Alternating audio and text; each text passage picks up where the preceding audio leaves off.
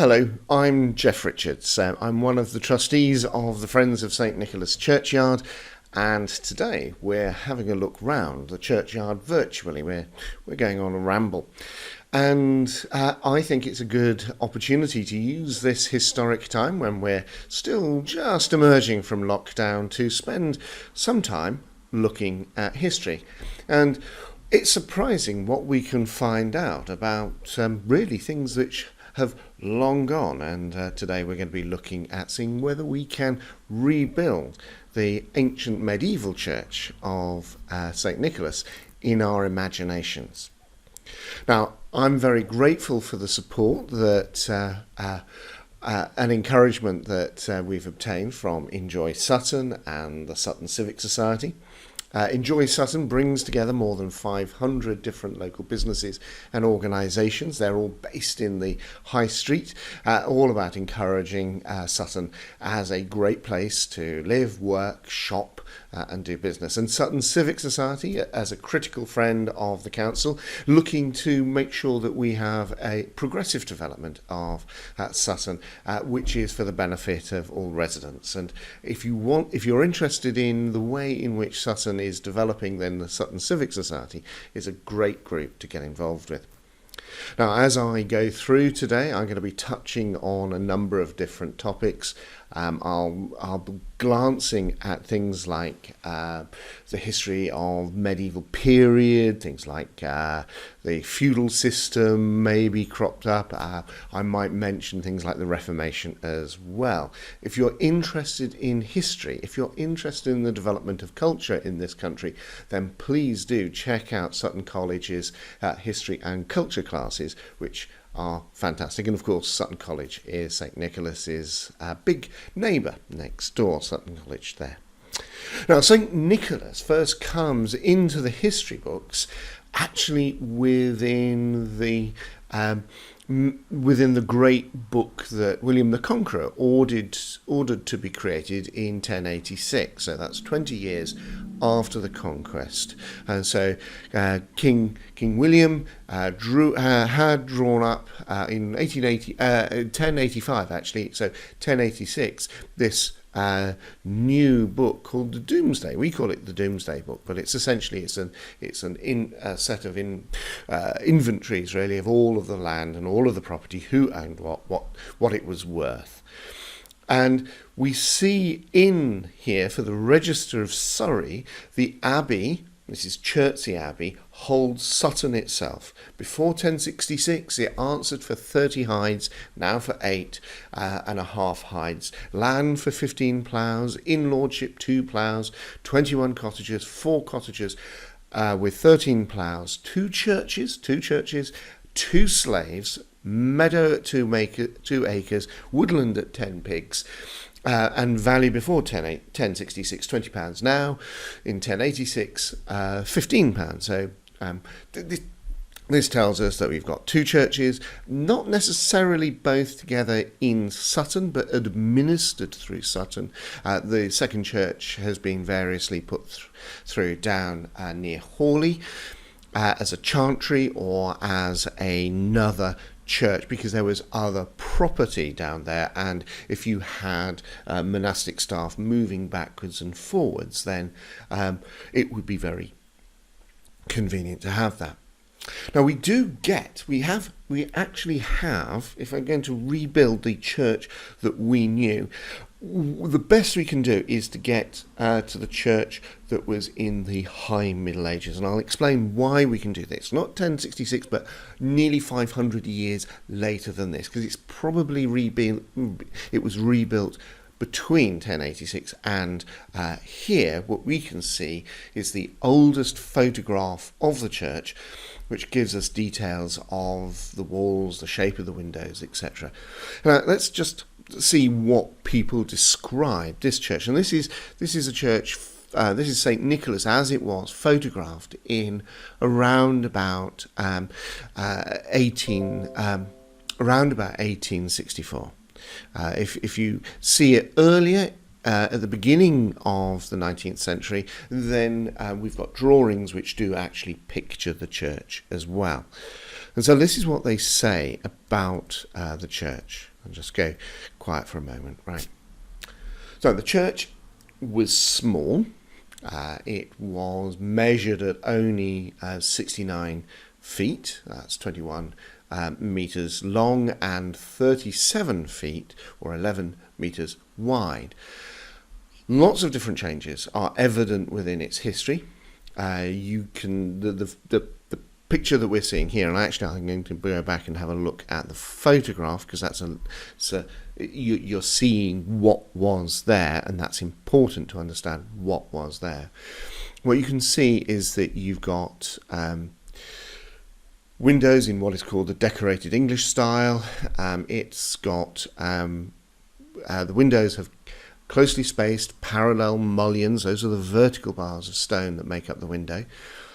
And they up to the level, so in which the arched top of the windows begin. You've got mullions then branching out and crossed and intersected. This is very much the east window, which you can see at the front, to fill the top part of the window with a mesh of elaborate patterns, and we call that elaborate patterns tracery. So you've got mullions and tracery in the windows. The roof was, and if you look at the photograph, you can see actually the windows are not on the same level. So you've got different windows being punctured in at different times. You've got slight different levels, and that's actually shown in the if we turn that round, you've got larger windows as well. So you've got a sense of where the sanctuary is. Then there's probably a step down. Then you've got a new other level of the floor, and then you've got evidence of where the building was extended, because there's a separate set of roof lines, very, very noticeable because of the different height of that. So you've got the portion of the roof at the front is the chancel, and then the second portion of the roof is the nave, and that's the 69 feet long, or 21 meters long, that you see there. The roof that we've got on the building, this is probably what it was originally roofed with, and then repaired again and again. The description talks about stone slabs. The guide in Churchyard Sutton calls them York stone, but it isn't York stone. It'll probably be Reigate stone, but the roof is covered with overlapping thin squares of flaky stones mortared into position. Those stone slabs varied between 18 and 20 inches square, and so that's about 45 to 60 centimetres in size. The walls of the church, especially the east end, were faced with flint. And then the church was divided into, as you can see, the two parts, the chancel and the nave. Now the chancel is the end of the church nearest to us, and that's the east end of the church. And you can see where there's a difference in the window line. You can see that's probably where the chancel was raised by 3 steps. And then further up within the rails of the communion table, certainly by when it was rebuilt, there were monuments and tombs to different people. Now, how do we get any further than this? We've obviously got a couple of pictures, but actually we can also go back and start looking in to the church itself. So this is a map of the church, an architectural drawing of the church from around about 1824. And this comes, I think, from Lambeth Library. And you've got here, if you see that, 64 foot is all the way through to the beginning of the tower. Now the tower was added in the 1790s-ish. Certainly it was the original church. If we look at a diagram, we know that the diagram, this is the original church with a wooden tower. So the 69 feet excludes that length, and we can go back to our plan and start thinking about what this means. So as you came in, imagine you're coming in to the church through one of the doors. That porch was a later addition. So you have a porchless church. You just come straight into the church. There would have been no seating, and there would have been, as you came in to the church in the late medieval period, then you would have seen a very plain building without pews as we know it, but as we turn up to look at the altar, that's where the church starts to come alive, especially up at the sanctuary end. There's a division really in the context of like the people are supposed to maintain the nave, and the church is supposed to maintain the chancel. So the nave is for the people, and the chancel is for the business of the celebration of the Mass in the medieval period. And we get a good sense of what's going on inside the church, because we've touched on this before in previous rambles, where we've looked at the fact that there are wills which describe what's going on inside the church. And we've also got, in addition to wills, and I'll come back to wills in a moment, and we've got really good details wills. You've got, of course, we've met some of the people who have given wills before in talking about medieval spirituality, in a ramble about that. But here, this is the will of our friend Alice Stewart. Names like Alice Stewart and Richard Cook, the surnames Stewart and Cook indicate there was a relatively important household. There was a guy called Sarclus Clericus in the 14th century who was granted money by the then abbot of Chertsey to build a house in Sutton, and the surnames like Stewart and Cook, probably actually to do with those people who were senior enough within the household of that certain of the estate to be that, and it's one of those peculiarities that in history we could have been called Sutton Abbess, because Sutton was a serious estate for sheep rearing for the abbot of Chertsey. Now, if I look at some other things that we learn about, and I'll come back into the actual saying what sources of information. One of the sources of information about what the medieval church was like, if we've got primary sources like wills, we also have another primary source, which is inventories taken of the church during the reign of King Edward VI. Now, King Edward VI was the son of Henry VIII, and Henry VIII was the guy who kicked off the Reformation, really starting to bite from 1538 onwards, but still very, very Catholic until Edward VI, as a 9-year-old boy, came to the throne in 1549. And for the remaining 6 years of his life, or 7 years of his life, 6 years of his life, it increasingly became more Protestant. So the transformation of the Church of England into a recognisably Protestant church occurred under Edward. And so we have if you like, the high watermark of the church, in the medieval church, described through the combination of the wills and Edward's inventories, or taken under his. So we know quite a bit of what was in the church because of the inventories that were taken, and so we know that the church spire, that wooden spire, held 3 bells. And those bells were in the church all the way through, and you've got here in 1552, and we know that actually they were still there in the church, held for the benefit of the king's use, 3 bells in the steeple for 1553. So they're not allowed to be rung, but the bells are still there. Now, sometime between that period, and then 1841, which is when we get 2 bells put back into the tower, those bells are lost. So I don't know. We probably could find some inventories to work out what happened to the bells, but we know that there were 3 bells. Those the fascinating thing about you can imagine Easter.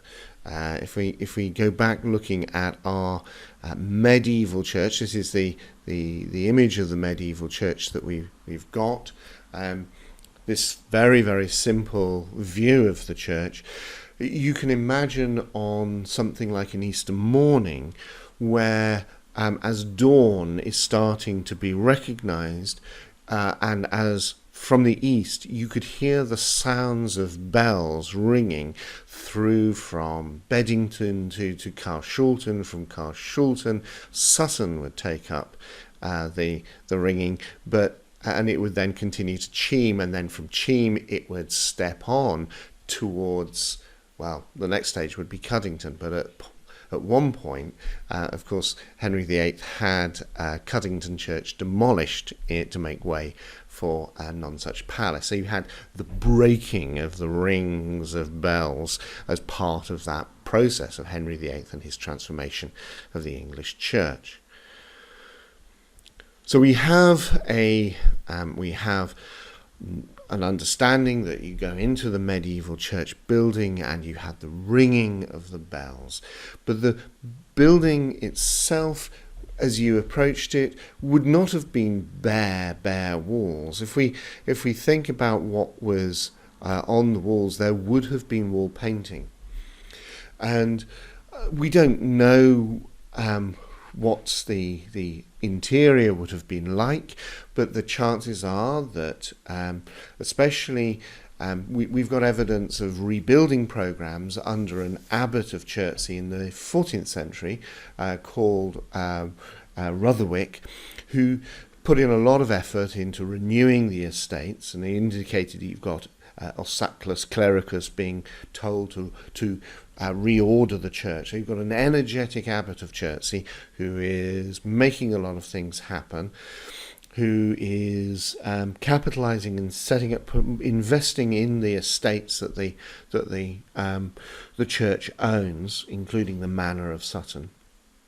And it makes sense that that's when a lot of the wall paintings would have been put in, and it makes sense as well when some of the renewal of the dedications were made within the church itself. Now, if I look at a will like the will that was left by Alice Stewart, then what we start to get a sense of in this is what the church was like. So it would have been covered altars, so there would have been an altar, high altar. There would have been a crucifix on the altar with lights permanently burning. But we also know that in addition to that, the wills talk about the light of St. Catherine and also the image of the Blessed Virgin Mary and of St. Nicholas as well. So you've got the idea that a priest, and we get a sense of where these are. This is all crowded very much into the business end of the church, like the high altar end. So we've got somebody like Alice Stewart leaving, as I said, money for the light of St. Catherine in St. Nicholas. Also making sure that there are candles burning in her will, 3 wax candles at £2 in weight to stand before the images of St. Mary the Virgin, the crucifix, and St. Nicholas. So you've got these items here on the image that I've got up is a medieval 15th century image, I think, of an English church with an image of St. Catherine. So there would have been lights underneath this. There's a faint image of the Blessed Virgin Mary as well. St. Catherine was an enormously popular saint for the medieval people. St. Catherine of Alexandria, this is. She was a virgin martyr, early 4th century, at the hands of the Emperor Maxentius. She was both a princess and a noted scholar who became a Christian at the age of 14, and then she converted hundreds of people to Christianity and was martyred around the age of 18. And she was supposedly attempted to be broken on a wheel, but the spiked wheel fell apart as St. Catherine touched it until Maxentius had her head chopped off. But she is especially important because she entreats Christ at the moment of her death to answer the prayers of those who remember her martyrdom and invoke her name. She is a healing saint, and she is very often tied in the medieval mind with Saint Nicholas of Myra as well, who was a very orthodox figure. Obviously, the dedication of the church is to Saint Nicholas, and there probably was at some point, as part of the dedication effort, would have been some sort of relic brought for Saint Nicholas that was associated with Saint Nicholas, and that relic could well have been simply because of when the churches were being rededicated, it increasingly became popular to dedicate churches to Saint Nicholas from the 12th century onwards,